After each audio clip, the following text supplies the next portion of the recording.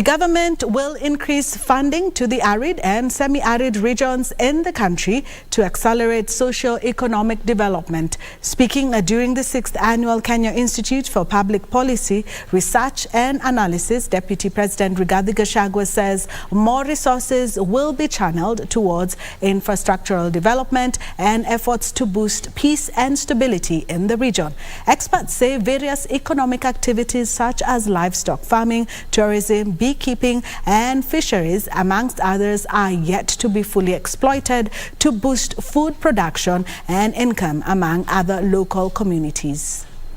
Deputy President Rigathi Gachagua says the government will increase funding to the region to address inequalities and vulnerabilities in arid and semi-arid lands. The future of our food security and the existence of our very country is domiciled in the ASAL's areas.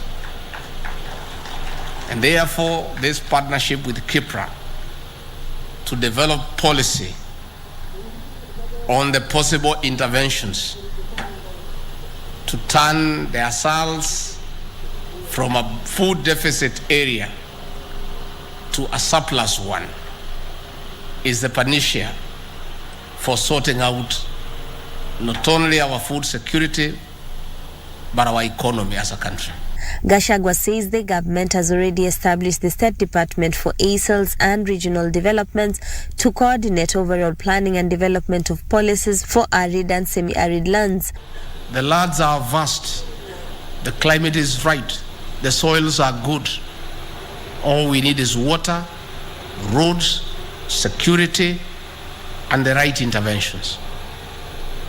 And then we don't have to beg again. The government targets to plant 15 billion trees by the year 2032, and our ASALs offer the best option for this ambitious undertaking. Policymakers converging in Kilifi County to craft strategies on how to change the fortunes of the regions. Experts have called for coordinated efforts to help the region exploit its natural resources. For Kenya to achieve food security, it is important that ASAL areas are exploited in terms of crop production, livestock production, apiculture, fisheries, and many other. If the recommendations of the conference are implemented, it will help the government see a difference in the conditions of the ASAL areas of this country. What we are trying to build is resilience. It's because we have been in office 8 months. We could not prepare enough dams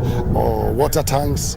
But in this financial year, we'll invest a lot on water harvesting. The policymakers are, however, hopeful the proposed 15.7 billion shillings budget allocations to the region will jumpstart the economies of the region. The idea of the mega dams that the Kenya Kwanza government has been talking about needs now to be fast-tracked so that we can reserve, or rather harness or harvest those waters of the rains before the next drought comes in. We thank the government with the project of Bagamoyo Phase 1. The one is going on now, which is now going to be Mombasa, Mtwapa, Kilifi and Malindi.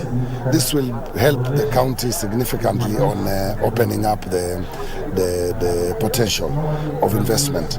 KIPPRA Executive Director Rose Ngugi maintains cross-border trading between the counties will help revenues which will be invested in critical infrastructures such as water systems. Juni Karisa Mbele from Kilifi County.